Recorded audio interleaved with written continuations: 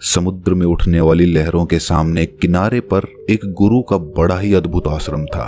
जितना अद्भुत ये आश्रम था उससे कहीं ज्यादा अद्भुत वहां पे रहने वाले गुरु थे। उस सन्यासी ने अपना पूरा जीवन विज्ञान और आध्यात्म के नाम पर लिख दिया था। संध्या समय पास के ही गांव से कुछ युवक उस सन्यासी के उपदेश सुनने के लिए उस आश्रम में पहुंच जाते थे। एक दिन संध्या उपदेश में एक युवक ने गुरु से एक सवाल किया। उसने कहा कि गुरुदेव, मन बड़ा ही विचित्र है। मैं बार बार अपने आप से ये बोलता हूँ कि ये गलती मैं इस बार नहीं करूंगा, लेकिन हर बार मैं वही गलती दोबारा से दोहरा देता हूँ। सोचता हूँ कि अतीत में जो गलतियां मुझसे हुई हैं उनके लिए मैं पश्चाताप ना करूं, लेकिन मेरा मन हमेशा पीड़ा से भरा रहता है। आप कहते हैं कि ध्यान सब दुखों को मिटा देगा, लेकिन मैं रोज ध्यान करता हूँ, लेकिन उस ध्यान का मुझे कोई फायदा नहीं मिलता। ऐसा क्यों होता है? मैं क्या करूं? कृपया करके मेरा मार्गदर्शन करिए। सन्यासी ने सबकी समस्या हल करते हुए कहना शुरू किया।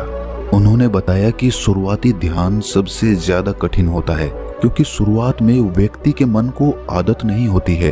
वो इधर उधर भागता है, दौड़ता है, अतीत की बातों को याद करता है, लेकिन ध्यान एक जगह पर लगा नहीं पाता। प्राचीन समय में जब भी कोई शिष्य अपने गुरु के पास ध्यान सीखने के लिए आता था, तो वो गुरु उस शिष्य को ब्रह्म मुहूर्त में ध्यान लगाने के लिए कहा करते थे, क्योंकि ब्रह्म मुहूर्त सर्जन का समय होता है। इस समय सारी प्रकृति एक नए दिन की शुरुआत करती है। पक्षी पेड़ों पर कलरव करने लगते हैं और मुर्गे बांग देने लगते हैं। कमल खिल उठता है और पूरी प्रकृति एक सौंदर्य से भर जाती है। प्राचीन शास्त्रों के अनुसार 24 घंटों को 30 मुहूर्त में बांटा गया है, जिसमें हर एक मुहूर्त 48 मिनट का होता है। ब्रह्म मुहूर्त की शुरुआत सूर्योदय से 1 घंटा 36 मिनट पहले हो जाती है। अलग अलग ऋतुओं में सूर्योदय का समय अलग अलग होता है। इसी प्रकार ब्रह्म मुहूर्त का समय भी अलग अलग ऋतुओं के हिसाब से अलग अलग होता है। गर्मियों के दिनों में अगर सूर्य 6 बजे उदय हो रहा है, तो ब्रह्म मुहूर्त की शुरुआत इससे 1 घंटा 36 मिनट पहले यानी कि 4:24 पर हो जाती है। और वहीं पर सर्दियों में सूर्य अगर 7 बजे उगता है, तो ब्रह्म मुहूर्त की शुरुआत 5:24 पर होती है। आसान भाषा में अगर बात करें तो 4 बजे से 6 बजे का समय ब्रह्म मुहूर्त का ही समय होता है। ये वो समय होता है जब मंदिर के पट खुल जाते हैं, ऋषि मुनि नदियों में स्नान करने के पश्चात ध्यान साधना में लीन हो जाते हैं। यही वो समय होता है जब कमल भी खिल उठता है, मंदिर के पट खुल जाते हैं। चलिए विस्तार से समझते हैं कि इस समय हमारे शरीर में क्या बदलाव आते हैं। आयुर्वेद का कहना है कि मनुष्य का शरीर 3 ऊर्जाओं से यानी कि 3 दोषों से बना होता है, वात, पित्त और कफ। यही तीनों ऊर्जाएं हमें पूरी तरह से संचालित करती हैं। अगर इन दोषों का संतुलन हमारे शरीर में बिगड़ने लगता है, तो हम तरह तरह की बीमारियों से ग्रस्त हो जाते हैं। इन तीनों में से सबसे मुख्य ऊर्जा होती है वात की। वात का संतुलन बिगड़ने से हमारे शरीर में 80 तरह की बीमारियां पैदा होती हैं। पित्त का संतुलन बिगड़ने से 40 और कफ का संतुलन बिगड़ने से 20 तरह की बीमारियां जन्म लेती हैं। इस प्रकार इन तीनों दोषों में से वात सबसे ज्यादा महत्वपूर्ण है, और वात हमारे शरीर में सबसे ज्यादा सक्रिय सुबह के 2 बजे से 6 बजे के बीच में होता है। यानी कि ब्रह्म मुहूर्त से पहले उठने वाले लोगों का वात हमेशा संतुलन में रहता है, और इसी वजह से उनका पेट अच्छे से साफ होता है, उन्हें कोई बीमारी नहीं होती, वो हमेशा ऊर्जा से भरे हुए रहते हैं। उनका मुख कमल की तरह चमकता रहता है, उनमें असीम सौंदर्य पैदा हो जाता है। ब्रह्म मुहूर्त में उठने वाले लोग हमेशा आनंद में रहते हैं और किसी भी काम को वो ध्यान बना लेते हैं। जो भी बुद्धिमान आदमी होता है वो इस समय को व्यर्थ नहीं गंवाता। अष्टांग हृदय जो कि आयुर्वेद की एक श्रृंखला है, उसमें लिखा हुआ है कि खुद को जानने के लिए सबसे योग्य समय ब्रह्म मुहूर्त का ही होता है। जो लोग ध्यान में गहरे उतरना चाहते हैं, खुद की खोज करना चाहते हैं, उन लोगों के लिए ब्रह्म मुहूर्त का समय किसी वरदान से कम नहीं होता है। ये वो समय होता है जब पूरी प्रकृति एक नई शुरुआत करती है। इसीलिए जो अतीत होता है वो पीछे छूट जाता है। दिन में और किसी समय ध्यान करने से आपको विचार परेशान कर सकते हैं और आप ध्यान को लगा नहीं पाएंगे, लेकिन ब्रह्म मुहूर्त में जब दिन की शुरुआत होती है तो आपका मन और मस्तिष्क पूरी तरह से खाली होता है और ध्यान में उतर पाना उतना ही आसान होता चला जाता है। एक बार तथागत यानी कि बुद्ध के प्रिय शिष्य आनंद ने उनसे पूछा था कि हे तथागत, ब्रह्म मुहूर्त का समय आपके लिए कितना महत्वपूर्ण होता है। इस पर तथागत ने उत्तर दिया था कि जिस प्रकार मछली के लिए जल महत्वपूर्ण होता है, उसी प्रकार आनंद, ध्यान और शून्यता का जीवन जीने के लिए ब्रह्म मुहूर्त में सही समय पर जागना और जागने के बाद ध्यान में उतरना बहुत जरूरी होता है। अगर आपकी यात्रा आनंद की तरफ नहीं है, आप दुखों में, कष्टों में अपना जीवन जीना चाहते हैं, तो आपके लिए ब्रह्म मुहूर्त का कोई महत्व नहीं है। लेकिन अगर आप अपने जीवन में आनंद चाहते हैं, खुशी चाहते हैं, हमेशा ऊर्जा से भरा हुआ महसूस करना चाहते हैं, तो ये जरूरी हो जाता है कि बुद्धिमानों की तरह आपको भी ब्रह्म मुहूर्त का पूरा उपयोग उठाना चाहिए। सभी युवक ध्यान पूर्वक सन्यासी की बातें सुन रहे थे। सन्यासी ने ब्रह्म मुहूर्त पर वैज्ञानिक दृष्टिकोण पेश करते हुए सभी युवकों को बताया कि हमारे मस्तिष्क के ऊपरी हिस्से पर पीनियल ग्लैंड नाम की एक ग्रंथि होती है, जो कि मेलेटोनिन नाम का एक हार्मोन रिलीज करती है, जो हमारे शरीर में आनंद की उत्पत्ति का कारण होता है। ये वही हार्मोन होता है।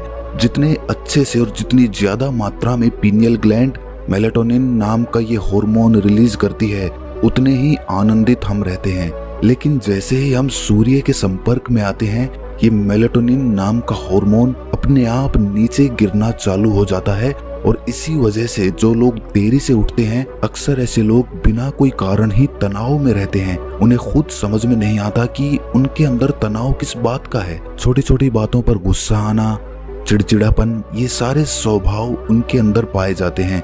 शरीर और मन मस्तिष्क की ये सारी प्रक्रिया मेलेटोनिन नाम के हार्मोन का पीनियल ग्लैंड द्वारा ठीक से रिलीज ना हो पाना, इसी के कारण कुछ इंसानों का स्वभाव ऐसा हो जाता है। ब्रह्म मुहूर्त के बाद का मुहूर्त समुद्रम नाम से जाना जाता है, जिसमें शरीर और मन की मूवमेंट होती है। इस समय पीनियल ग्लैंड पर सूर्य की किरणें सीधी आती हैं और सेरोटोनिन नाम का एक हार्मोन रिलीज होता है, जो हमारे मन और मस्तिष्क में ऊर्जा पैदा करता है, एक ताजगी पैदा करता है, जिससे हम दिन के सभी काम कर पाते हैं। चरक संहिता में लिखा हुआ है कि जो व्यक्ति रोजाना ब्रह्म मुहूर्त में उठता है, उसकी उम्र बढ़ने की रफ्तार धीमी हो जाती है। यानी जिन लोगों के चेहरे पर समय से पहले झुर्रियां आने लगी हैं, उनके बाल पकने लगे हैं, ऐसे लोग अगर नियमित रूप से ब्रह्म मुहूर्त में जागने का अभ्यास करें, तो कुछ ही समय में वो पाएंगे कि उनके चेहरे की झुर्रियां और उनके बाल पूरी तरह से ठीक हो चुके हैं। एक युवक ने सन्यासी से सवाल किया कि गुरुदेव, कुछ लोग ब्रह्म मुहूर्त में नहीं उठ पाते हैं, ऐसे लोग किस प्रकार ब्रह्म मुहूर्त में उठने का अभ्यास कर सकते हैं? कृपया करके उसके बारे में मार्गदर्शन करें। सन्यासी ने कहना शुरू किया कि ब्रह्म मुहूर्त में जागने के लिए ये जरूरी हो जाता है कि पिछली रात्रि आप सही समय पर निद्रा में चले जाएं। अगर आप सही समय पर नींद नहीं लेंगे तो आप ब्रह्म मुहूर्त में पूरी ऊर्जा के साथ नहीं उठ पाएंगे। आप ब्रह्म मुहूर्त में उठने के बाद भी थका थका महसूस करेंगे, आपको नींद आएंगी, झपकी आएंगी और आप पूरी तरह से ध्यान नहीं लगा पाएंगे। इसीलिए जरूरी हो जाता है कि ब्रह्म मुहूर्त के समय का पूर्णतः उपयोग करने के लिए आप योग निद्रा का अभ्यास करें। योग निद्रा में नींद गहरी होती चली जाती है और कुछ ही समय में आपकी नींद पूरी हो जाती है। जो लोग योग निद्रा का अभ्यास करना चाहते हैं, उनके लिए एक गाइडेड मेडिटेशन हमने अपने चैनल पर अपलोड किया हुआ है। उसका लिंक हम वीडियो के आखिर में डाल देंगे। आप चाहें तो सोने से पहले उस निर्देशित ध्यान का पालन कर सकते हैं, जिससे कि आप योग निद्रा का अनुभव कर पाएंगे और आपकी नींद पहले से ज्यादा अच्छी और गहरी होती जाएगी। युवक ने अगला सवाल पूछा कि गुरुदेव, ब्रह्म मुहूर्त में किस प्रकार की दिनचर्या का पालन करना चाहिए? सुबह उठते ही सबसे पहले क्या करना चाहिए और किस प्रकार ब्रह्म मुहूर्त के समय का पूरी तरह से उपयोग करना चाहिए? सन्यासी ने सबको चेतावनी देते हुए समझाया कि जितने भी योगी महात्मा होते हैं, सन्यासी होते हैं, वो ब्रह्म मुहूर्त में स्नान और शौच इत्यादि करने के बाद सीधा ध्यान में बैठते हैं, क्योंकि इस समय ध्यान करना सबसे आसान होता है। विचारों का भटकाव सबसे कम होता है, क्योंकि इस समय दिन की शुरुआत हो रही होती है, नया सृजन हो रहा होता है। इस समय पूरा वातावरण शून्यता से भरा होता है। तो इस समय 15 मिनट का किया हुआ ध्यान पूरे दिन में 2 घंटे किए हुए ध्यान के बराबर हो जाता है। आप सिर्फ 15 मिनट ध्यान करने के बाद वही अनुभव कर पाएंगे जो एक योगी, जो एक सन्यासी, जो एक महात्मा, जो एक गुरु गहरे ध्यान में जाने के बाद अनुभव करता है। तो सबसे पहले ब्रह्म मुहूर्त में उठने के बाद स्नान और शौच इत्यादि करने के बाद सीधे ध्यान में प्रवेश कर लें। कोई भी ध्यान आप कर रहे हो, किसी भी प्रकार का आप ध्यान कर रहे हो, इससे कोई मायने नहीं है। जिसका भी आप पालन करते हो उसका ब्रह्म मुहूर्त में उठते ही पालन करने का अभ्यास करें और कुछ ही समय बाद आप खुद ही ये अनुभव करेंगे कि आप कितने गहरे आनंद को प्राप्त कर चुके हैं। आप इतने गहरे ध्यान को कभी अनुभव नहीं कर पाएंगे जितना गहरा ध्यान आप ब्रह्म मुहूर्त में अनुभव कर सकते हैं।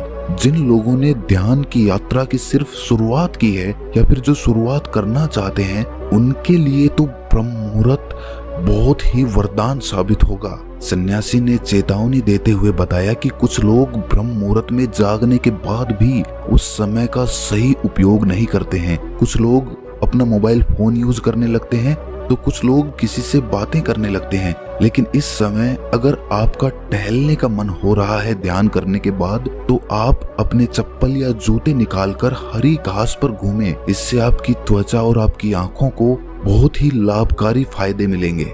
ध्यान और योग आसन करने के बाद एक व्यक्ति को शारीरिक अभ्यास जरूर करना चाहिए ब्रह्म मुहूर्त में, क्योंकि ब्रह्म मुहूर्त में जब हमारे शरीर से पसीना निकलता है तो हमारे रक्त तक शुद्ध वायु यानी कि ऑक्सीजन पहुंचती है, जो हमारे रक्त संचार को बेहतर कर देती है और हमारे शरीर की सारी गंदगी बाहर आ जाती है।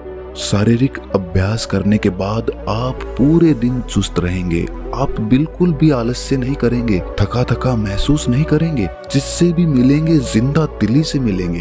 लोग खुश हो जाएंगे आपके पास बैठकर, आपसे बातें करके लोग मंत्र मुग्ध हो जाएंगे। और यही सफलता का सबसे बड़ा मंत्र होता है। जो लोग सुबह उठकर ध्यान और शारीरिक अभ्यास मात्र कर लेते हैं, वो जीवन में बड़ी से बड़ी उपलब्धियां हासिल कर सकते हैं। आखिर में सन्यासी ने सभी युवकों को समझाते हुए कहा कि ब्रह्म मुहूर्त का समय हमारे जीवन का सबसे कीमती समय होता है। इसीलिए इस समय को दूसरी गतिविधियों में बर्बाद मत करो। इस समय को तुम अपनी आध्यात्मिक और मानसिक उन्नति के लिए बहुत अच्छे से इस्तेमाल कर सकते हो और इसका सदुपयोग कर सकते हो। इसके बाद सन्यासी सभी को प्रणाम करके वहां से प्रस्थान कर गए। तो दोस्तों, कैसी लगी ये कहानी आपको कमेंट सेक्शन में जरूर बताना, और अच्छी लगी तो इस चैनल को सब्सक्राइब करके बेल नोटिफिकेशन को जरूर प्रेस कर देना। तो मिलते हैं फिर अगली कहानी में, तब तक के लिए अपना ख्याल रखें।